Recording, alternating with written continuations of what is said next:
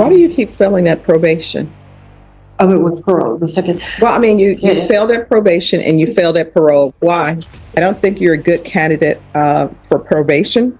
The court is going to find you guilty. The court was calling 2024 CR 008052, State versus Samantha Venegas. Could I have parties announced? Jason Garrett, from the State, Your Honor. Denny Callahan, defense.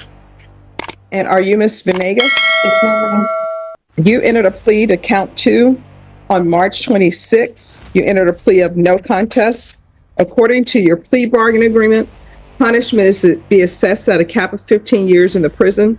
There's a $2,000 fine. State opposes your application for community supervision and deferred adjudication. They're taking in consideration 2024 CR 008054. Have both parties had a chance to review the PSI report and TAP evaluation? Yes, Your Honor. Yes, Your Honor. Any objections, state or defense? No, Your Honor. Any witnesses, state? State. Defense, any witnesses? Only allocution in writing from the defendant. All right. Any objections to the court reviewing the defendant's writing? Your Honor, the state is actually reviewed. No objection.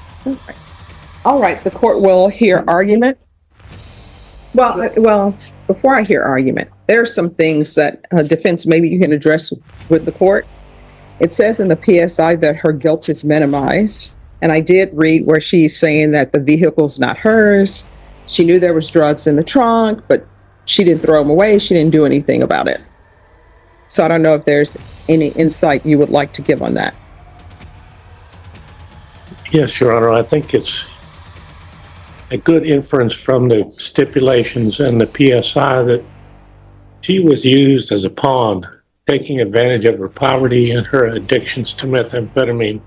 And she's ashamed of that in her life, not only you, but more particularly to her family. There is an element of voluntariness in her actions. There's also an element of being trapped in her actions. And that was one of the things I would ask the court to consider before you assess punishment. I have 3 other remarks. All right. You may proceed. I suggest to the court as a proper resolution of this case, because she's still relatively young, deferred adjudication, 10 years, ISF treatment, and she asks you to put her into drug court, which is intensive supervision for every day. That shows some indication of remorse and desire to be rehabilitated. All right. So here's part of my issues, right? Yes, ma'am. One, I have to look at criminal history. And I would have clients sometimes, you know what they would tell me? Why are people looking at my criminal history? We're just here for this. That was in the past. But I would always tell them that your criminal history is sort of like a credit report. And what you're trying to get is probation. So people are trying to say, has she been placed on probation before? You know, will she do well? So it shows that you've been on probation before, and a motion to revoke was filed, and you were revoked and sentenced to 5 years. I know that was in 2007. Right. And then in 2014, you were sent to prison for another case. And in 2015, there's a case that you were sent to prison for, and I believe these were running concurrently because it appears that they were running concurrently. Right from the start, the judge cuts straight to the core question: why does this keep happening in courtrooms like this? Repeated failures on probation or parole are a massive red flag. Judges see it as a test of trust, and when that trust keeps getting broken, the chances of mercy drop fast. But the real question is, can someone with this history still convince the court they deserve another chance? And then 2016, again, that's a case. It was running concurrently with the others. So what I'm viewing, it doesn't appear that you would be a good candidate for probation. May I say something? Sure. You want to raise your right hand, though, because the state may have some questions if you want to say something. All right.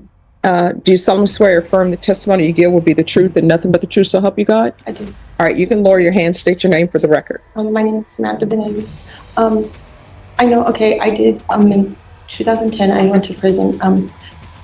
I was gonna get reinstated on probation, but I took it up with my grandfather, and my grandfather wanted me to go do the time instead of being reinstated on my probation, because he was scared that I was gonna get messed up again and go do a large number of time, and he was gonna pass away. And while I how was old were gone. you when that happened? I was 29, 30. And so that's why I chose that. I chose that because my grandpa asked me to do that, and he ended up passing away 6 months before my release. But that is why I was going to get reinstated.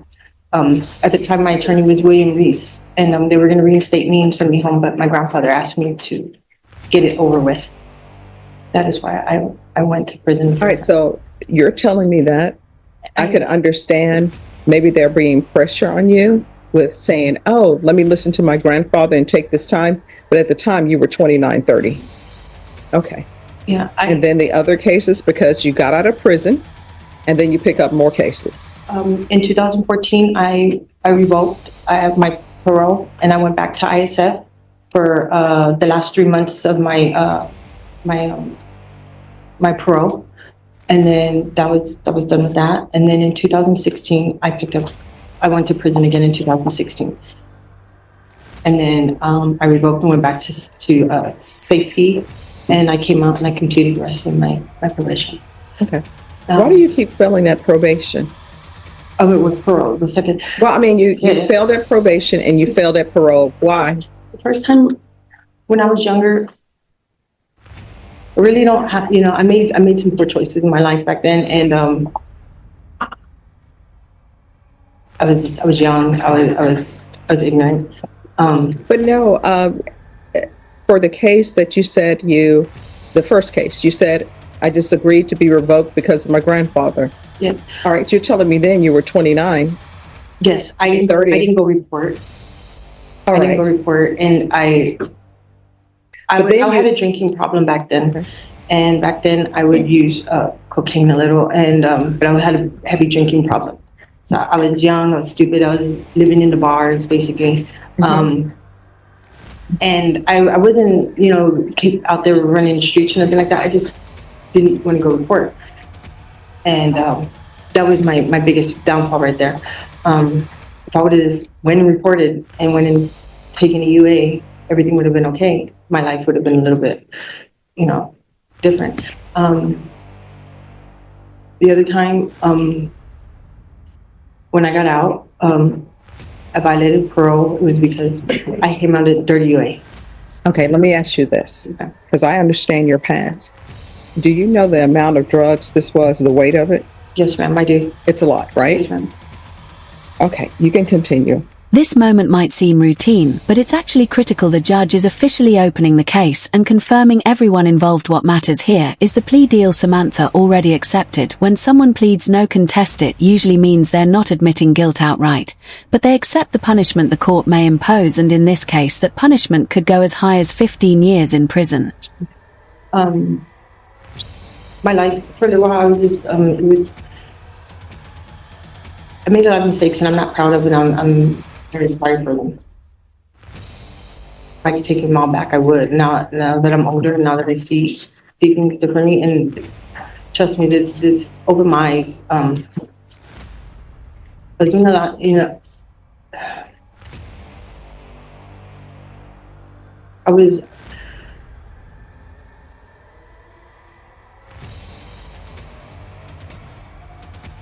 I was just trying to, this last offense was something, it was just, I was trying to, get by, pay my bills. I was stuck in it. I was just trying to get out of it. And I see now that what it cost me, what it could cost me. And I apologize for that. No, but here's the thing. You had a previous drug case. Yes, ma'am. So I don't understand why you continue to try to build your happiness off somebody else's misery. And when you sell drugs, that's basically what you're doing. You're taking a shortcut and you're building your happiness off somebody else's misery who has a drug addiction and can't stop. And there you are giving them drugs for money. Right, you're right. All right. State, do you have any questions? Just facts of this case. Okay. Ms. Venegas, on this case, you stated that you The drugs were yours or the drugs were somebody else's? It wasn't mine, it was in the vehicle. All right, could you speak up, please? It wasn't mine, it was in the vehicle. But I was aware that it was in it, and I should have gotten rid of it. So you're When I- aware when I that you located had a it. key in your pocket that matched the lock to the box that the drugs were in, correct? Yes. Correct. Okay, no further question, John. Nothing further. I have one other point, Your Honor. Yes. She has family support and was unable to get finalized letters into your hand indicating that support. That's all, Your Honor. All right. Ms. Venegas, Yes, ma'am. the amount of drugs in this case Yes, ma'am. is, let me see, over 400 grams. Yes, ma'am. And from what I read in the police report, you're a seller of drugs. And this whole thing about the drugs being in your boyfriend's car and you don't know, you knew the drugs were in your boyfriend's car and you should have got rid of them, but you didn't. It doesn't ring true based upon what I read in the police report, because according to the police report, you're known as a trafficker of drugs. That's what it says in the police report, and that's what was stipulated to. I don't think you're a good candidate for probation. The court is going to find you guilty. The court will sentence you to 15 years in the prison. There's a $2,000 fine. Time and money will run concurrently. The court will take in consideration 2024 CR 008054. I'll suggest the therapeutic community. Did you review the document entitled Trial Court Certification of Defendant's Rights to Appeal with your attorney? Did you understand it? Yes, ma'am. And did you sign it? Yes, ma'am. All right, because this is a plea bargaining. Here's something important. A 15-year cap means the judge can sentence anywhere up to that number. That means probation is technically still possible, but only if the judge believes the defendant deserves it. So let me ask you this: if you were the judge and saw a long criminal history, would you still risk giving probation? Agreement, because I followed your plea bargaining agreement, because you waive your right to appeal. You do not have the court's permission to appeal. Excuse me. Thank you. Because this is a felony conviction, you're not allowed to own or possess any weapons or ammunition. If you have a question over what a weapon or ammunition is, you'll need to speak to an attorney. Do you understand? All right, good luck to you. May I address the court? She would Yes. like drug therapy. All right, I'll add the therapeutic community. Yeah. May, one more thing, Your Honor. Yes. Would the court entertain a delay in imposition of sentence 1 week and let her go and take care of her affairs? No. Thank you, Your Honor. All right, thank you. Court is calling 2023 CR 6424, State versus Jose Gonzalez Jr. Could I have parties announced for the record? Andrew Harris, Salem, for the state. George Schaefer is here for defendant / probationer. All right, and are you Jose Gonzalez Jr.? Yes, sir. Did you review the document entitled Motion to Revoke Community Supervision with your attorney? Did you understand it? Yes, yeah. Are you the same Jose Gonzalez Jr. who's placed on community supervision in 2023 CR 6424 for the offense of unauthorized use of a vehicle on September 29, 2023 for a term of 2 years? Is that you? All right, state.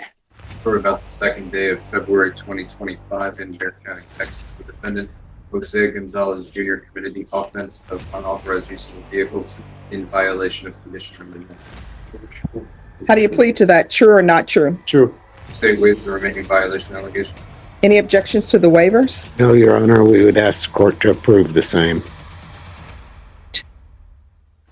Mr. Gonzalez, did you understand by pleading true to violation of condition number 1, the court could find it true, grant the motion, sentence you to 2 years in the, just one moment, in the state jail facility and sentence you up to a $1,500 fine? Did you understand that? Yes, Your Honor. Knowing that, do you still wish to plead true to violation of condition number 1? Yes. Court will find violation of condition number 1 true. Is there a proposed agreement?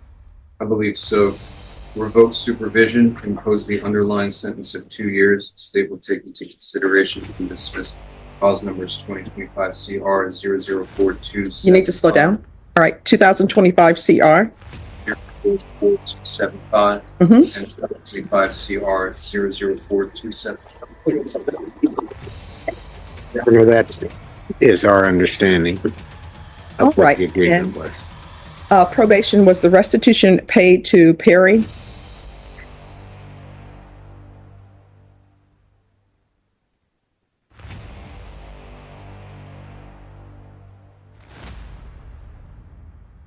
Not show any restitution on this case. Let me take a look at it. All right, thank you. While they review that, Mr. Gonzalez, are you asking the court to follow this agreement? Are you asking the court to go along with the Oh, agreement? yes. Are you waiving your right to appeal? I'm sorry? Yes, Your Honor.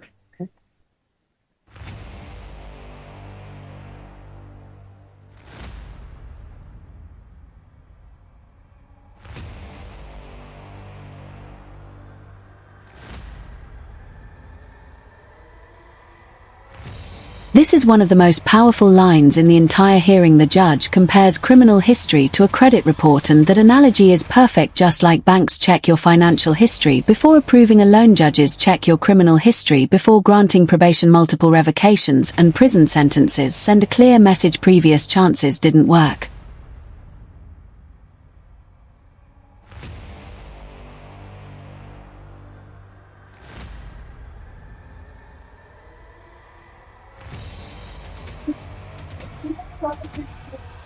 Looking at our documents in the probation, I don't see any noted to the court regarding closing that restitution out, and I do not see it listed in his financials.